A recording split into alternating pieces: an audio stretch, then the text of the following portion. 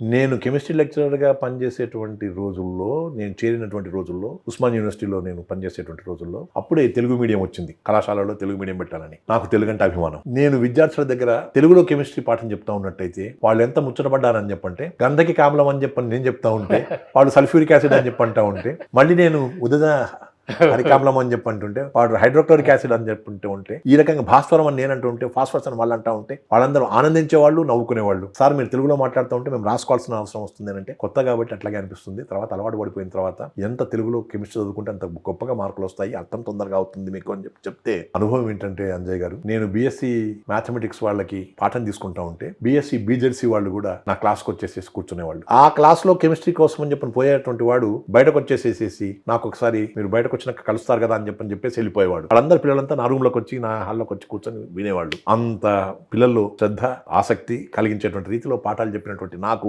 Lecturer post అంటే చాలా ఇష్టం. అప్పుడు అనుకోలేదు నేను ఐఏఎస్ అవుతానని చెప్పని.